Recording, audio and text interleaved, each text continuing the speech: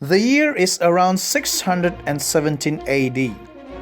The Emperor Khosrow II of the Sasanian Empire, who waged war many years ago against Emperor Heraclius of the Great Byzantine Empire, has now invaded the Byzantine region of Asia, from Mesopotamia, Damascus all the way to Jerusalem, and has now conquered the city of Chalcedon, which is only a few kilometers away from Constantinople, the capital city of Byzantine Empire.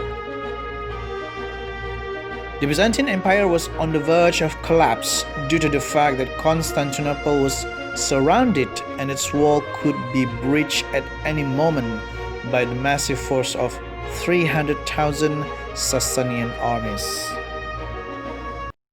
At the same time, in Mecca, a revelation to the earlier Muslim community was revealed by Allah to Prophet Muhammad. The Romans have been defeated in a nearby land. Yet following their defeat, they will triumph. Within 3 to 9 years, the whole matter rests with Allah before and after victory. And on that day, the believers will rejoice at the victory willed by Allah. He gives victory to whoever He wills, for He is the Almighty, most merciful. This is the promise of Allah, and Allah never fails in His promise, but most people do not know. Abu Bakr is one of the first believers recited the revelation loudly in front of Kaaba, announcing that the Byzantines were probably defeated now, but that they would win victory over Sasanian in a few years later.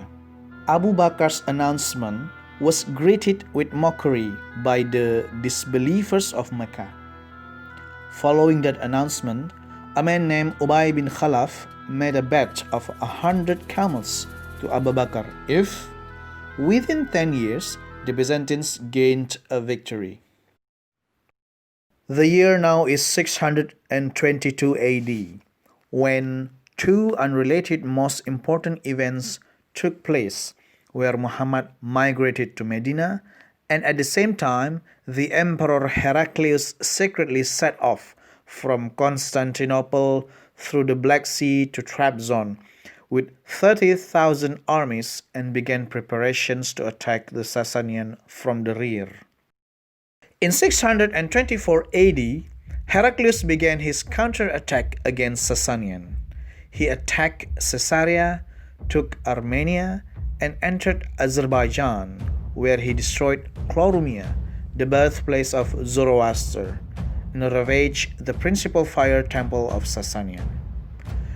For the first time, the same year, Muhammad won a decisive victory in the Badr War against the disbelievers of Mecca. Thus, both victories that were predicted within the 10-year stipulated period mentioned in chapter Ar-Rum of the Quran were fulfilled. Fast forward to 628 AD. The Sassanid made a peace treaty after Heraclius won the decisive battle at Nineveh, in which part of the treaty was to return all the occupied Byzantine territories they had taken before and gave back the true cross. For both Heraclius and Muhammad, the year 628 AD was a massive victory. Emperor Heraclius himself went to Jerusalem that year to reinstall the true cross in its former location. And at the same time, after he had moved to Medina, the Prophet Muhammad entered Mecca for the first time in 6 years. Muhammad would peacefully liberate Mecca 2 years later. This was also an excellent year for Abu Bakr because, after winning the bet made 10 years earlier, he would get 100 camels from the heirs of the late Ubay bin Khalaf. The 100 camels were ordered to be given away to charity, as gambling was already prohibited for Muslims at the time. The year was still 628 AD, and the two great figures of that period were never encountered each other. The only interactions was recorded when Muhammad sent a letter to Heraclius, inviting the emperor to accept Islam.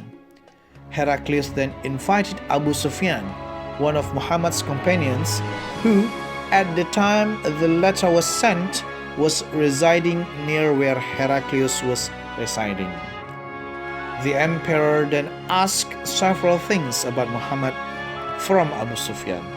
It was mentioned that on Muhammad's life journey, Emperor Heraclius partly recognized the Prophet's sign reflected from Muhammad. However, there was no evidence that Heraclius accepted Islam and became Muslim at the time. Muhammad would pass away in 632 AD in Medina, followed by Heraclius' death in 641 AD in Constantinople, and the two great figures at the time never met each other.